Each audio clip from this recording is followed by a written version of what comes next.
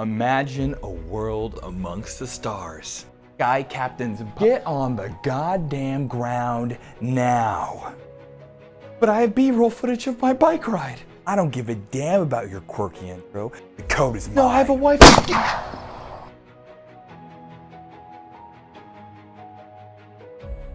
The things that I've been working on recently are post-processing and building. I had to basically redo these from ground up.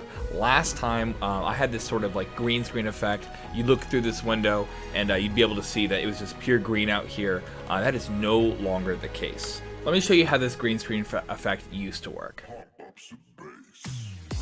There are two cameras, the inside camera and the outside camera. The inside camera is always at the exact same location relative to the ship on the inside and outside, and they're both writing to a texture that is going to be read later. From here, two masks are made. It's basically the same mask with an invert mathematically, but they're effectively both rendered out by the material.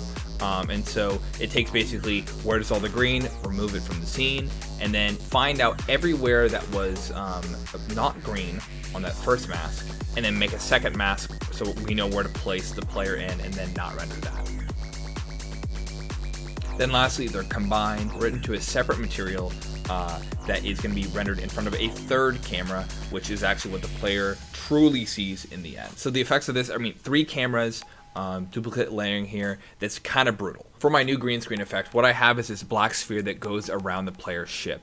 You can kind of see how when I look over here, I just see the normal camera view. When I look over here, I get a version of the player's camera view from the perspective of where the player's at. There's a slight magnification effect because of the viewport that I'm using, but in game it matches up to the player's screen. And you see a black screen behind them because that's what this camera technically sees. So now that there's no longer a green screen, how do I know where this object is? Well, what I'm actually using is called a custom depth. So instead of actually looking for the color green, we switch over to this view for custom depth. And it's a little weird when you're too far away, but this background is completely white versus black, indicating that this is a scene that has a custom depth over here. So if I know that our object is a certain distance away, and is a custom depth object, I know that it is our quote-unquote green screen. This is better for me because I don't have to worry about having green objects in the view. I don't have to worry about having like a green spillover effect from the lighting of the green material without having additional post-processing on it. So if we go back to the old effect, previously, like I said, two cameras rendered to a third. What this does is it takes one separate camera. The inside camera now doesn't even render to a separate texture. It captures this material, and then in post-process, it says, okay, what was green, or technically in this case is actually custom render depth, no longer actually green, and then immediately just writes the outside camera data to it, saving it from having to go to a third camera. This ends up being a little faster to do, more easy to manage the colors, as well as solve those problems I was talking about earlier. The primary reason that I went down this route, moving away from the green screen though, was because I was trying to use transparent materials to indicate a blueprint. So if I have this door right here, this doorway, if I wanted to place this down, you can see that there's a transparent material here. But if it was blue, it would kind of tint the green behind it, and then you'd have this, it either would just show like a weird color that didn't match up with the background, or wouldn't even show what's behind it. So now I'm able to actually place materials, you can kind of see them in advance, and have this transparent effect. But it wasn't as easy as just switching over. Let me illustrate how custom render depth is important by showing you what it is compared to scene depth. So what scene depth normally does is basically says how far away are objects from the camera when you go to render them. So this sphere is in front of this cube is in front of this triangular prism, and so you would see the sphere appear first, it doesn't render whatever's behind it, and same for the cube blocking whatever's in the triangular prism. So with custom render depth, if we set the square to have a higher custom render depth than the sphere, it would render in front of the sphere, even though it's actually positioned behind the sphere. And so that's kind of what's important there is, in my case, I'm actually setting the square to be at infinity. So it's actually much further away, but you can use it to say, this is where you should technically treat the object as being rendered as. When it comes to transparent objects though, they technically render the scene depth at whatever is behind it. So right now it would be infinity, and technically this object would be invisible. So you wouldn't see it, and so I had effectively the same problem as before. If I wanted to put something in front of the green screen, you could not see it, but I was able to overcome. So here's basically the updated version of our previous camera solution, but now we have a new one, a new camera, blueprint camera. It takes this transparent material, and instead of finding the depth, we still render the normal depth behind it, but we take this and put it to its own camera, which we can shut off whenever we're not using, which saves some GPU. And I'd be able to do this with one or infinitely many transparent objects. I just have to make sure that they're all rendered to this one camera. So with all this, I got both the things I wanted: transparent objects, a better rendering performance, and we still have our green screen style effect. The next thing I had started working on is building. So each ship is made up of a set of modules. Modules are kind of like rooms of the ship. So you can see there's rooms below me, rooms through the side over here. They can be stacked up together. With that, each room has these faces. These faces are for inserts. So you can place a door here, you can place a grate, you can delete the objects. So there's a delete system as well as a replace. So I can add something back. You can add extra modules. So if I add a hallway here, I'm going to switch to this one.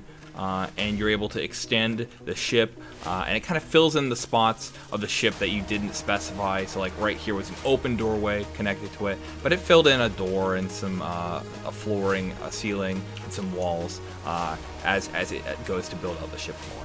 Each insert will check for the kind of insert. So for example, I couldn't place a door here because this T section wouldn't be able to reach another door because these blocks are on a grid, but because this face is on where the edge of a grid would be, I can place a door here. The other thing you can do is you can place down objects. So I have this balloon from my previous ship, or I have this pilot seat which automatically integrates to the ship. So once I click this, I can pilot my ship and move on. I made an external building mode as well that allows for like a hangar style building system. So I can place this object, and if I go back to this way, it looks like that's where we added this extra module, which is connected. So when you want to move the ship, so there'll be alternative ways for you to kind of figure out how you want to lay out your ship while you're building it. One of the harder parts about this building system was figuring out what to do when a new block is added. So for example, if I have this hallway here and I want to add another room to it, how do I make sure that the door stays open? Or if there's something incompatible there, it's removed. For example, you wouldn't want to place a module beyond a wall. Like here, we can actually do this. So I could place this module here, but it automatically removes the wall, so you can continue to move through your ship as you build and expand it.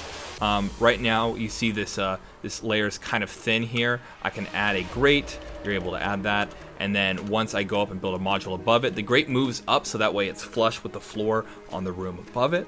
And so there's all these little quirks and edge cases about making sure that you have the right block as you're adding and deleting. The goal is for the ship to be easy to build so the player's ship both looks good and makes sense as they extend the ship out. You really don't want the player to have to worry too much about like, oh, I have to delete this and then re-add it.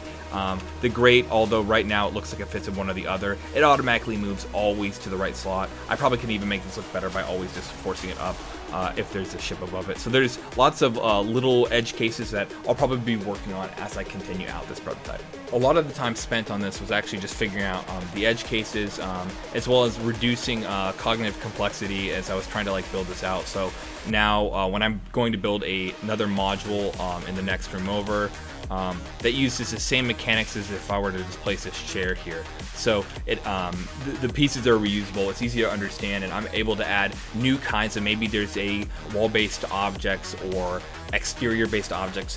One of the things that doesn't show as easily here, but I have a save and export system. So if I were to add a hallway to this, and then maybe add a seat over here, and I can save.